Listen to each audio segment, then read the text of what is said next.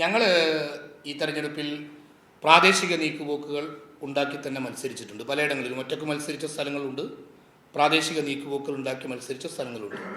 UDFുമായിട്ടാണ് കൂടുതൽ സ്ഥലങ്ങളിൽ പ്രാദേശിക നീക്കുപോക്കുകൾ ഉണ്ടായത്.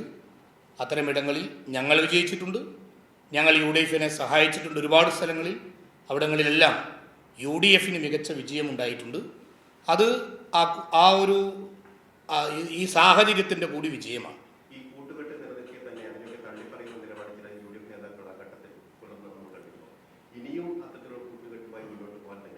ഈ വെൽഫെയർ പാർട്ടിയുമായുള്ള കൂട്ടുകെട്ടിനെ ആരും തള്ളി പറഞ്ഞിട്ടില്ലല്ലോ. ആരാ പറഞ്ഞത്? വെൽഫെയർ പാർട്ടിയുമായി UDF ഉണ്ടാക്കിയ കൂട്ടുകെട്ടിനെ ആരും തള്ളി പറഞ്ഞിട്ടില്ല. ആദ്യഘട്ടത്തിൽ പലപ്പോഴും നമ്മൾ ചോദിക്കുമ്പോൾ എല്ലാവരും പറഞ്ഞ വെൽഫെയർ പാർട്ടിയുമായി പരസ്യമായോ രഹസ്യമായോ ഒരു ധാരണയുമില്ലെന്നാണ്. പക്ഷെ തെരഞ്ഞെടുപ്പ് കഴിഞ്ഞ അടുത്ത ദിവസം ഇന്നലെ കേരളത്തിൽ നടക്കുമ്പോൾ ഞങ്ങൾ സഖ്യമുണ്ടായിരുന്നു. ഇത് തെരഞ്ഞെടുപ്പിന് മുമ്പ് അല്ലെങ്കിൽ വോട്ടിങ്ങിന് മുമ്പ് പരസ്യമായി പറയാൻ ഇവർക്ക് എന്താണ് മടി? UDFിൻ്റെ ഏറ്റവും സമുന്നതനായ നേതാവ് ഇപ്പോൾ പ്രതിപക്ഷ നേതാവാണ് അല്ലേ? അദ്ദേഹം എന്താ പറഞ്ഞത്? പറയൂ. അദ്ദേഹത്തിൻ്റെ അഭിപ്രായം എന്തായിരുന്നു? വളരെ ക്രിസ്റ്റൽ ക്ലിയർ ആയിട്ട് വെൽഫെയർ പാർട്ടിയുമായുള്ള ധാരണയെ അദ്ദേഹം സംസാരിച്ചിട്ടുണ്ട് ഇല്ലേ? ഇപ്പോൾ മാത്രമല്ല, പല ഘട്ടങ്ങളിൽ സംസാരിച്ചിട്ടുണ്ട്. UDFിൻ്റെ ലീഡർഷിപ്പിൽ നിൽക്കുന്ന സമുന്നതരായ നേതാക്കളെല്ലാം അത് സംസാരിച്ചിട്ടുണ്ട്. പിന്നെ ചിലർ തള്ളിപ്പറഞ്ഞു എന്ന് പറയുന്നത് പോലും വെൽഫെയർ പാർട്ടിയെക്കുറിച്ചല്ല.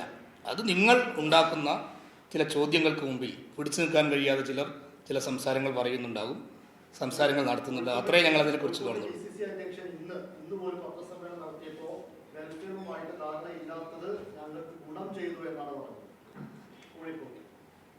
എനിക്കറിയില്ല അദ്ദേഹം അങ്ങനെ പറഞ്ഞിട്ടുണ്ടോ എന്ന്. കേരളത്തിൽ പലയിടങ്ങളിലും വെൽഫെയറുമായി UDF ധാരണയിലാണ് മത്സരിച്ചത്. ഞങ്ങൾ മത്സരിക്കാത്തിടങ്ങളിൽ ഞങ്ങൾ UDFിന് വോട്ട് ചെയ്തിട്ടുണ്ട്. ഗുണം ചെയ്തോ എന്നൊക്കെ വിലയിരുത്തേണ്ടതാണ്. വോട്ട് കൊണ്ടാണല്ലോ ഗുണം കിട്ടുക. ഇപ്പോൾ UDFുമായി വെൽഫെയർ പാർട്ടി ഈ പഞ്ചായത്ത് തെരഞ്ഞെടുപ്പിൽ പ്രാദേശിക ധാരണയാണ് ഉണ്ടാക്കിയത്. ആ ധാരണയുടെ റിസൾട്ടാണ് ഇപ്പോൾ വരുന്നത്. അതിൽ അങ്ങോട്ടും ഇങ്ങോട്ടൊക്കെ ഗുണം കിട്ടുന്നതാണല്ലോ തെരഞ്ഞെടുപ്പിൽ ഉണ്ടാകുക.